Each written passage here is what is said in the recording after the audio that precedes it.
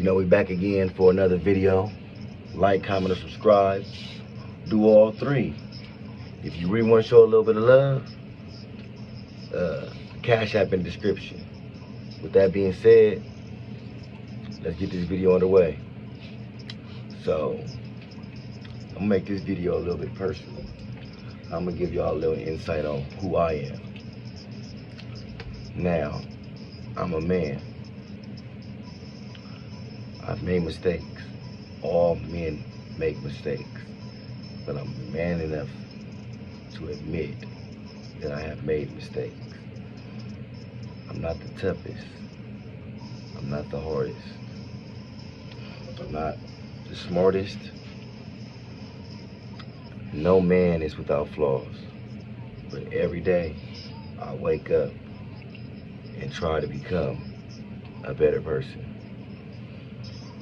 Every day, I wake up and I thank God for allowing me another day. And every day, I wake up and I pray that my videos can reach the heart to somebody that can keep them in the house, keep them out the streets, make somebody sit their gun down. Now, I've been a victim before. I've been on both sides of the gun. I'm not proud of it. I've unalived somebody before, and I'm not proud of it. I'm currently in jail right now for unaliving. Not proud of it. It's nothing to brag about. Actually, it's sickening to know that I took another black man from his family. I've also been a victim before. I've been shot.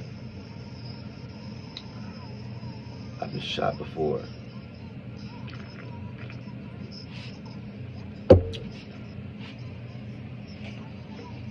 I shot 3 times right here.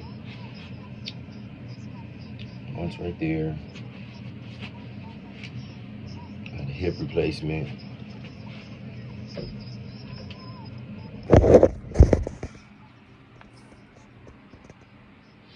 Two shots right there. I got one a quarter of an inch away from my spine. I've been shot a total 9 times. Well, 11 times. But I'm just gonna talk about the time I got shot 9 times right now. The sick reality of gangbanging. I was all the way in it.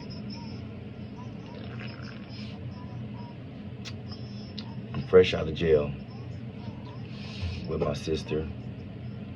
My sister's 8 months pregnant at the time. My sister's with her daughter, my niece, KK. She's 2 at the time.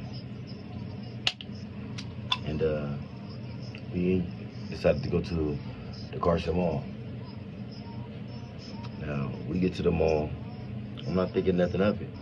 This mall I always went to. I grew up going to this mall. Walking through the mall, you see a group of people. The craziest part about this story is the group of people were people that I went to middle school with, high school with, people who spent the night over my house before, people who I've helped fight, but due to circumstances at that moment, they were enemies now, because during high school, we went our separate ways and joined separate gangs. Now, these dudes, they approached me. They asked me where I'm from. I responded where I was from. They disrespected my gang. I disrespected their gang. I wanted to fight. I was with my sister and my niece, but they didn't want to fight. They lured me to not a blind spot, they just lured me away. to a perfect angle, and they shot me. They shot me 9 times in the mall, in front of everybody. My niece was right there. My sister was right there. My homegirl was right. A lot of people was right there. I remember getting picked up.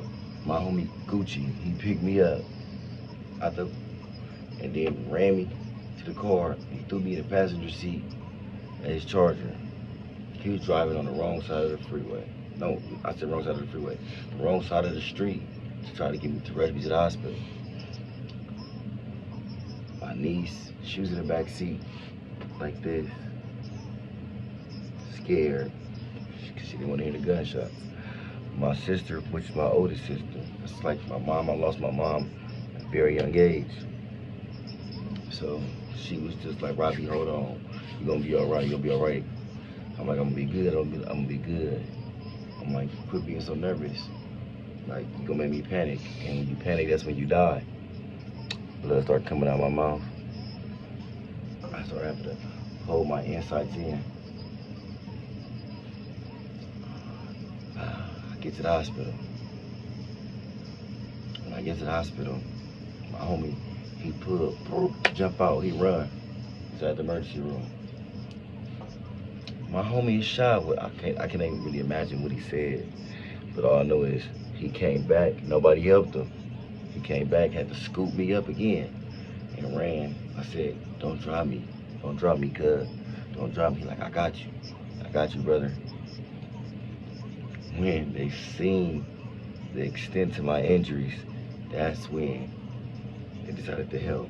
The security guard, he jumps up and he runs back to go get the doctors to operate. When he jumps up and runs, my homie Gucci, he grabs the security guard's chair and throws me in it.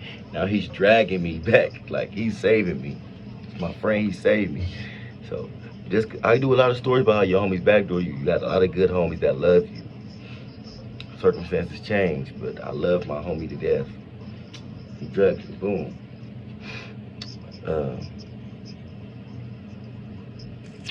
Then they put me on the gurney, boom. They cut all my clothes off. Now I'm naked on the gurney.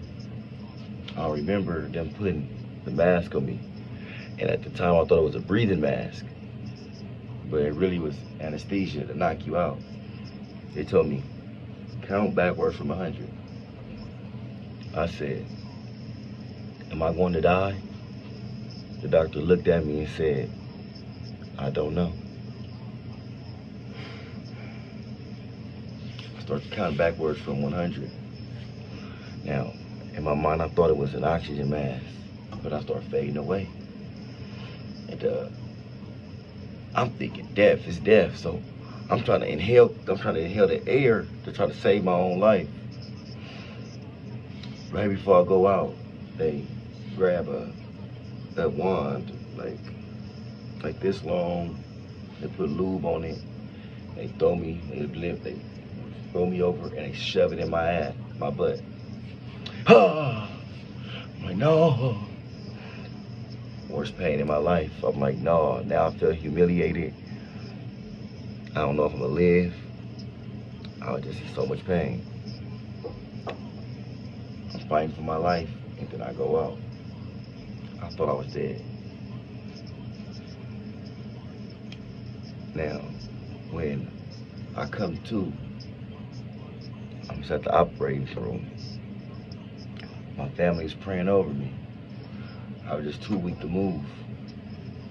I went from 210 pounds to 105 pounds in the blink of an eye.